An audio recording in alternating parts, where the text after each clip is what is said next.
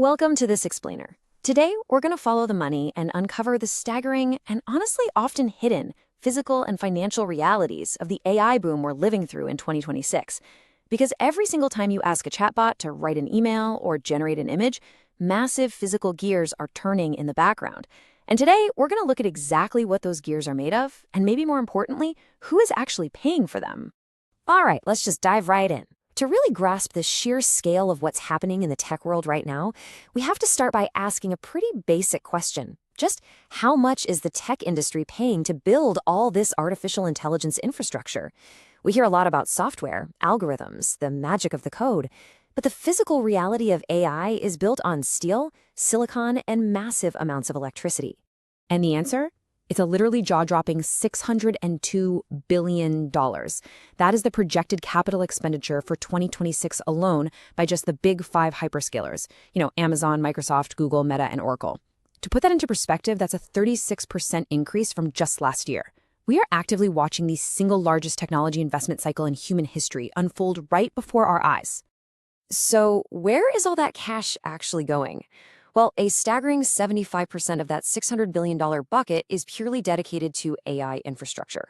That is roughly $450 billion going straight into GPUs, advanced servers, and dedicated AI data centers. That leaves traditional cloud infrastructure and, everything else fighting for the remaining quarter of the budget. Section 1. Inside a $7.8 million server. $450 billion is a number so large, it's almost impossible to wrap your head around, right? So let's zoom in to the micro level and do a bit of an autopsy on exactly what these tech giants are buying. $7.8 million. That is the estimated price tag for a single next-generation Nvidia Vera Rubin VR200 server rack. $7.8 million for one rack, in a data center that will eventually house thousands of them. If we break down the bill of materials for this exact rack, you can see exactly where the money is flowing.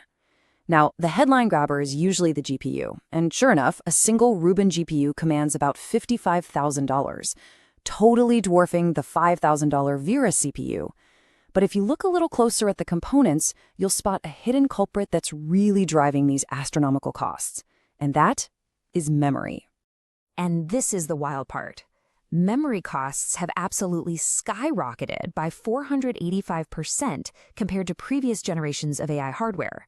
So the crucial takeaway here is that a quarter of the total cost for these new systems, we're talking around $2 million per rack, is just to hold the data the AI is actively thinking about. So why the huge price tag? Because these racks, which by the way cost more than a literal Beverly Hills mansion, are packed to the absolute brim.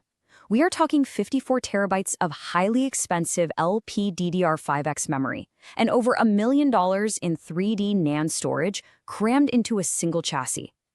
Add in heavily upgraded liquid cooling systems, super advanced power supplies, and really complex chip packaging, and it becomes pretty clear why the cost to physically construct AI is just going to the moon. Section 2. The trillion-dollar debt wave. All right, we've seen the micro, so let's zoom back out for a second and ask what might be the most important economic question of this decade. If a single server costs millions and the total spend is in the hundreds of billions, how is big tech actually paying for all of this? We are in the middle of a total paradigm shift. Historically, companies like Apple, Google, Microsoft, they were famous for sitting on mountains of cash. They rarely ever needed to borrow, averaging maybe $32 billion a year in debt across the entire sector. But the new reality? Capital expenditure is finally blowing past the massive cash these companies generate. They had to raise $108 billion in debt in 2025 alone just to keep building. They're essentially borrowing money like traditional utility companies now. You can really see how extreme this spending has gotten when you look at capital intensity, which is basically the percentage of a company's revenue that gets immediately dumped right back into capital expenditures. Amazon's AWS is sitting at 57%. Meta is at 52%. Microsoft at 48%. Just for context, historically, these numbers hovered around 15 to 20%. They are literally betting the entire farm on AI.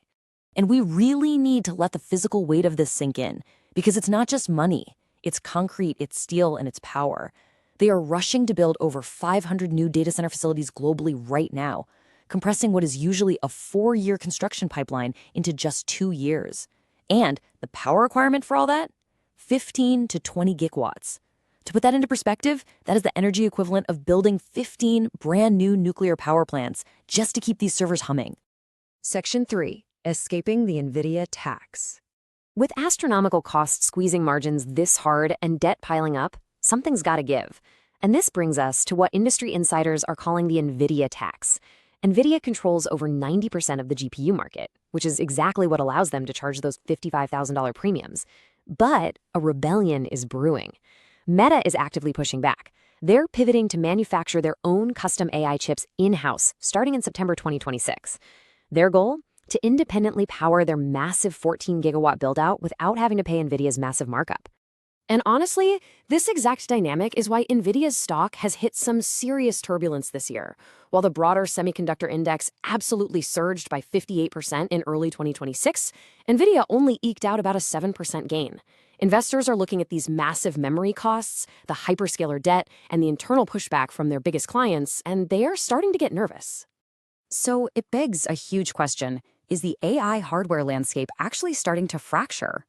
These tech giants definitely do not want to be held hostage by a single vendor.